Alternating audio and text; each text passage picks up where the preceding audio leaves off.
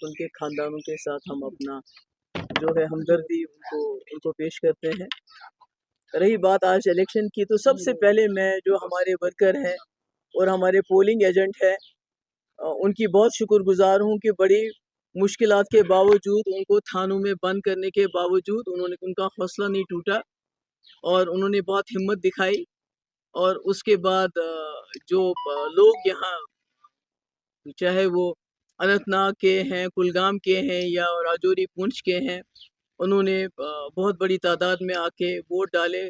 और यहाँ अनंतनाग में जो इन्होंने दहशत फैलाई सरकार की तरफ से, एडमिनिस्ट्रेशन की तरफ से, पुलिस की गाड़ियाँ गई रात को और सैकड़ों की तादाद में हमारे जो वर्कर्स और पोलिंग एजेंट्स को गिरफ्तार किया, बंद किया, पर उसके बावजूद लोगों का बाहर आना, वोट डालना, मैं उसके लिए लोगों की बहुत शुक्रगुजार हूँ, उनको सलाम करती हूँ। तो आप सुबह से आप बार बार कह रहे थे, इसके बारे में बात कर रहे थे, तो मेरा ये कहना है कि इस बार बहुत ही ये जो इलेक्शन है, इस प्रोसेस को डिस्क्रेडिट किया गया और अनफॉर्चुनेटली गवर्नर साहब से लेके नीचे तक एसएचओज को इन्वॉल्व किया गया। अब एसएचओज का तो कोई कसूर नहीं है, नेचुरली जब डायरेक्शन ऊपर से हो, एलजी के लेवल से हो, पुलिस डीजी की लेवल से हो, तो बाकी लोग तो बाद में खुद ब खुद ही करते हैं। इसमें I would like to name one of the officer जो डीआईजी हैं, अल्ताफ खान साहब, उनका इसमें बहुत ही बुरा गंदा रोल रहा।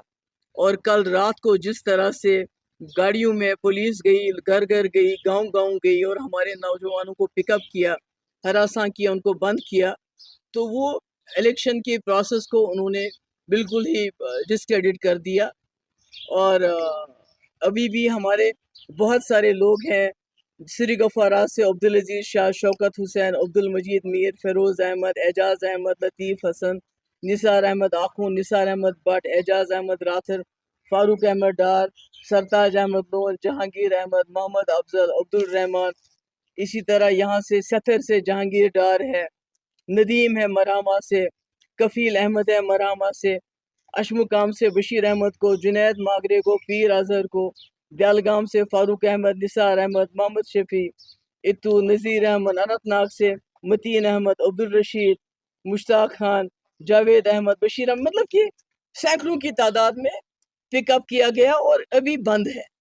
और सबसे बड़ी अफसोस की बात यह है कि जो बिजबियाड़ा में हमारे लोगों को बंद करके बाद में जो स्टेटमेंट आया कि OGWs हैं, और उसके बाद एक OGW नजमुल साकिब जो हमारे यूथ का जनरल सेक्रेटरी है, स्पोक्स पर्सन भी है, दूसरा ये OGW आदिल जो हमारा यूथ का है। तो ये सारे लोग जो पढ़े लिखे लोग हमारी पार्टी के ओहदेदारान हैं, जो हमारे एजेंट भी रहे, उनको OGW कहना, जो इस मुल्क के डेमोक्रेटिक प्रोसेस में हिस्सा लेना चाहते हैं तमाम मुश्किलात के बावजूद, मैं कहती हूँ ये शर्म की बात है उन लोगों के लिए जिन्होंने इनको OGW का नाम लिया।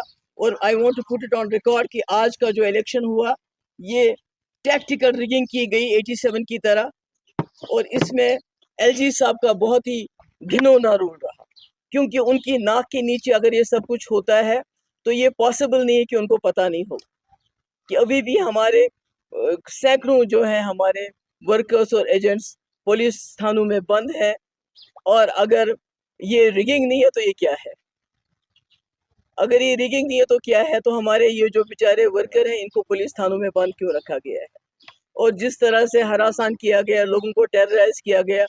और ताज्जुब की बात है कि ऐसे माहौल में जबकि लोग वोट डालने जा रहे थे तो कई जगह दुश्मनीपुरों में कैसियो किया गया, यानी कोऑर्डिनेट सर्च ऑपरेशन किए गए, आर्मी को भेजा गया, यहाँ से भी आर्मी को डाला गया ताकि लोग डरें, लोग बाहर ना आए वोट डालने के लिए।